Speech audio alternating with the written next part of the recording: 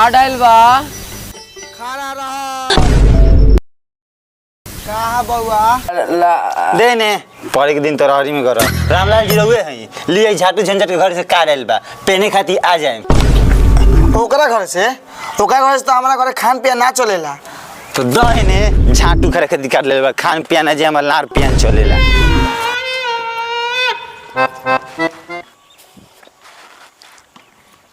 कौन हो भोरे भोरे लार पर धान झाड़ के जाता का करी बउआ सब जानते बारिश थे हमार लड़का नालायक बा तो कनी के का कही तो सोचले कलार बारो तोरो बेटा के तो जवानी के पानी चुअते बा कोनो पिए वाली के खोज कहे का चाहता रे साफ साफ बोलना। अरे चाचा हमरा कहे के मतलब ई बा कि ओकरो कहीं शादी बियाह कराव कब ले आग में मुतवई ठीक बा बउओ तोरा कोनो नजर में लड़की लौकतिया तो बातचीत चलाव तो मैं सोचले का बरो हमारा नजर में एगो लड़की बिया तू कह तो काले ओकरा घर जीवन के बोलवाई तो ठीक बा बोलाव हम जा तनी घरे तो सिलवा के मई कहाँ बारू हो तनी खाना करत तो ठीक बा लेके आओ तनी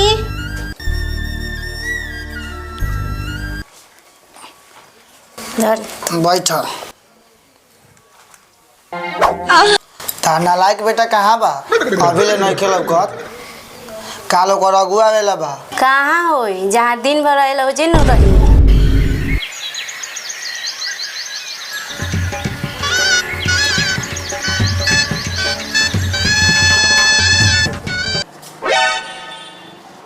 रे एने होता हाँ अरे ते देखो तेन तो एक दिन पढ़े तेरे 4 दिन घर बैठे होते ऐसे करके का उखाड़ लेबे तारा का लाड़ बुझे जइए जाए माला पड़ जाई ओदे में पड़ जाए बाकी दिन का मास्टर के झाटू कर जाए के बा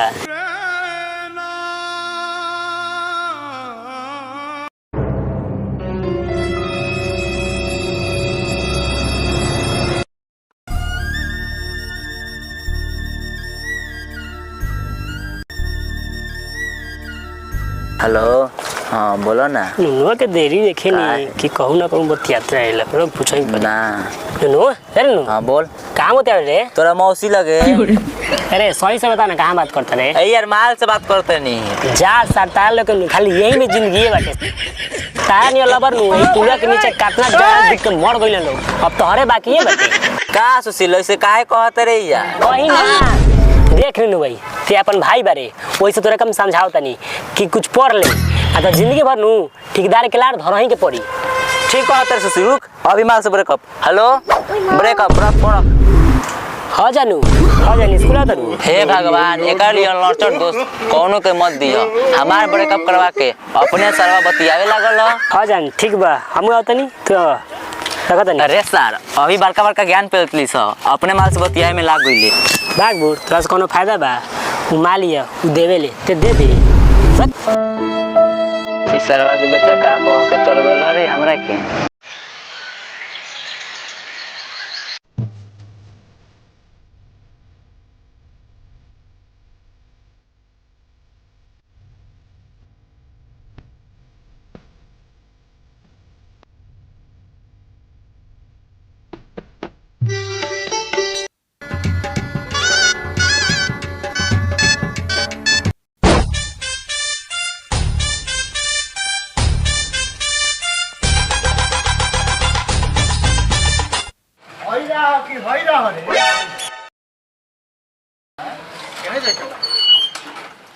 महाराज कबे से हमरा केने ओने घुमैले बनिया छाट लइका घर मालूम नहीं छे हैं घुमावतन तो घुमाई लेकिन भाड़ा और बढ़ जाई बता देतन पहले हम सब के आनर बन बनी कि तारा के गावे घुमाओ चलते नहीं चलो हम लइका होता है वो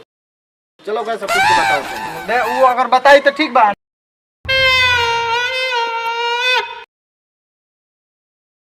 बुआ काहे रे बुआ काहे गार से गात का भाजत है रे जब कुछ एगो अपने पेट के ऊपर दिमाग न खराब कर छाट बुड़ के लइका इनार नियर गाल पर से गण में आगो लागल अच्छा ये बुआ बताओ तो ई गांव के नाम का हो तू रुको हम आवत नहीं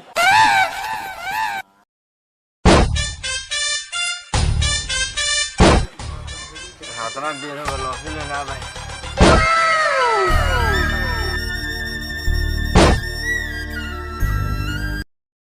अभी तक ले ना आवेलू सड़वा कहाँ गए रुकल जाओ चला जाओ चलो चलो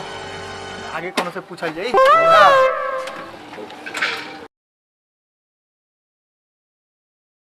पोखरे से घुमैले बारा कोनो से पूछबो करबो अच्छा रुका हो लड़का होता है ए बुआ नहीं। रुको ए बुआ ई गौवा के नाम का ह रुको हम आवत नहीं। ई लान नियर गांव में झाट नियर आदमी बावन स जौन सरवा से पूछा तनी कौन सरवा कहतन स कि रुका हम आवत तनी जरूर कोनो बात बा अब साला लागत कि अगुए भी फोन करे के पड़ी धराई अगुए लगे फोन।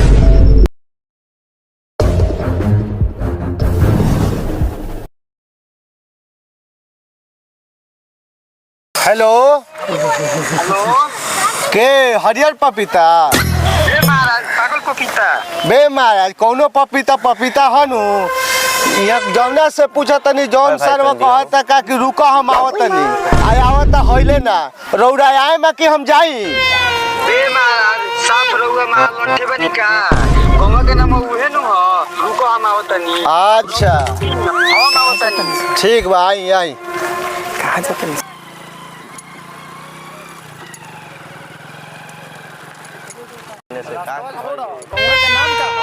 बे महाराज हये नु रहवा लड़की के घर चल जाला यही में भूलाइल बनी लो चली लो हम आगे आगे चलतनी छोरा गांव के नाम का हो अरे ये नु ना भौकले लो इसका यार चलो चल गया भाई चलो हो और चला घुमाओ घुमा गाड़ी घुमा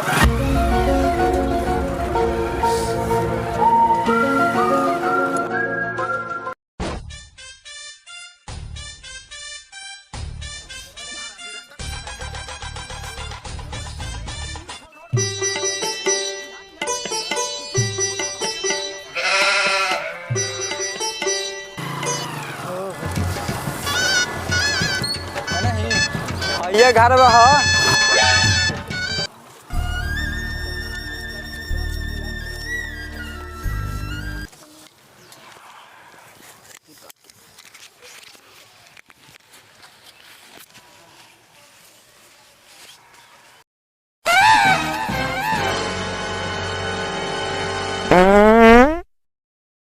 ए का सुतल बा मेर मौका नहीं हो ए उठी ना रह द्वार पर हित कुटुम आ गल बटे ये कुटुम आ गल बा अच्छा हम देखो तनी तू नाश्ता के व्यवस्था करो आई लो बैठी लो कुर्सी पर भीतरे बानी बोलवा देतनी बैठी लो रे बोलो बैठ बैठ बुआ एक और कुर्सी ले आई वो ड्राइवर है हां कुर्सी ले लेना आवेला का रामलाल भाई घरे में रहता रहा ए बउआ रे कुर्सी तनी घसकाओ तो ने बैठी रुकी लो हम बैठ जातनी तो प्रणाम पति होखे कारे पपीता बा हम अपन बेटी के देवत नहीं कि अपन बेटी हमरा के देवत रहो ठीक बा प्रणाम बेटिया बनी यही से प्रणाम कर लेतनी मजबूर बनी लेकिन लाचार नहीं किए जब बाप इतना ऐठता है तो बेटा तो आगे में रौरा कुछ कहनी है का ना कुछ नहीं की कहत कहे के मतलब राउर इतना बड़ बा तोरा लइकवा के कितना बड़ होई काची बउआ विचार है बाबू का परिचय है ये तो हमार बेटा हम मूस दोस्त रे ये मूस कम काला कोबरा ज्यादा लगता रे पपीतवा जब बेटा ऐसन है तो बेटी कैसन हो गई रुआ एकदम टेंशन मत ली हमार बेटवे गुलाब जामुन बा ना तो हमार बेटिया एकदम छेना बिया छेना जानते नहीं एक माई कड़ुआ तेल गरम करत रहे नु तो लहसुन के जगह गोलमरीच डाल के एकरा देह में लगा देलक यही से करिया हो गए ना रे दोस्त ई तेल के असर ना है पड़ोसी के असर है ये सब छोड़ा रामलाल भाई कुछ नाश्ता के व्यवस्था कइले बार कि ना ये क्या करे रे पपीतवा हमारे बारे में जानते बारी इसके हमारे द्वार पर से कुत्ता भूखे ना जाला ये तो कुतुमे हैं लोग ठीक बा नाश्ता उसका मंगावो जो वो नाश्ता लेके आओ ये मेरे नाश्ता दे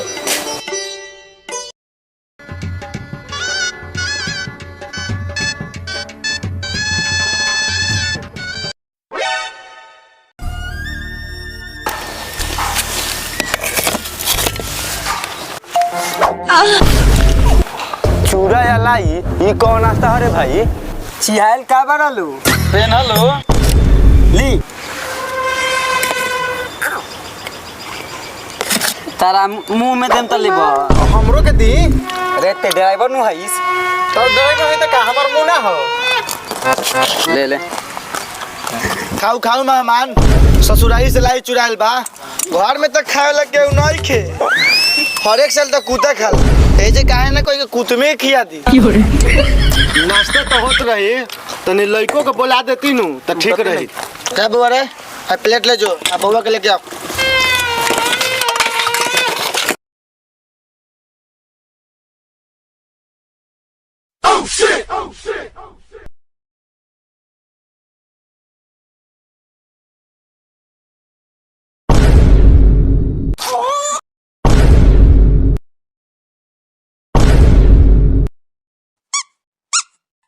अरे रामलाल भाई आओ देखो ई का अरे साला एक बचपन के सीन 55 दिखाओ तेरे भाग भाग भाग। अरे रामलाल भाई बचपन के सीन उ ना तू देखावत रहो अरे कम से कम अपन तो इज्जतिया बचावो का बाबू हमरा देखई में लंगटा लागत लन स अपन लंगटई दिखा देलन सन। चुप चुप रे बबू चुप। ते ना हो और ना त हमरा के कहतन स काला कोबरा लागत नहीं करिया बइन त का हो हम आदमी ना हई। अरे सर चुप चुप आ गेलो। जवन ना देखावे के तोन तो दिखा देला आ मौगा ठनी और दांत चियर ले अरे वही तो चियर बो किया के चियर पर बैठबो ज्यादा ना पपीता भाई हमर लइको इतना शादी खातिर खुश बनू कि ओकरा कैप पहनले बा कान के पहनले ओकरे बा अब का हंस की अच्छी पहले बा जो लौके के लखतौ तो लौक। हेलो गाइस तो कैसे बन रहे हो हमारे बस सुशील सवरिया पैंट पहननी करिया हगे रोड के ओरिया प्रणाम। का बाबू कैसन लइका खोजले बारो सरवा जब आवता तब बेंगनियर कूदते रहता। लइका तो लइका लड़की के बाप जानो हाँ तो रामायण भाई जौन लड़का से पूछे के बा पूछ लू बाद में चुदुर बुदुर वाला बात ना पूछे का बात बा साफ साफ लौकत के लइका कितना चोख बा। हाँ तो ये बताओ बउआ तू कहाँ तक नइखा पढ़? दूसरा क्लास तक नहीं पढ़ा तो बउआ दूसरा क्लास तक काहे नइखा पढ़? ये से ना पढ़नी हमारे बाबू तीसरा क्लास में नाम लिखोइला। अच्छा ई बताओ बउआ तारा बाबू के ससुरारी कहाँ कहाँ नइखे? बे महाराज ई सब का पूछले बनी पुरानका जमाना के हाल ई का जानता ऐसा कुछ पूछ की समझ में आवे। बुआ ई बताव तार कगो पापा हौ? 3 गो माई 2 गो पापा 3 गो तो माई 2 काहे हौ? ये से एगो माई एगो बड़की माई आ चाची नहीं खी। अच्छा ये बताओ बउआ गांधी जी अपने जमाना में जौन चश्मा पहनत रहन ओकर कीमत कितना रहे? ना रबियो 5 ना चलते ना रबियो 8 ना चलत रहे ना रबियो 4 ना चलते ना रबियो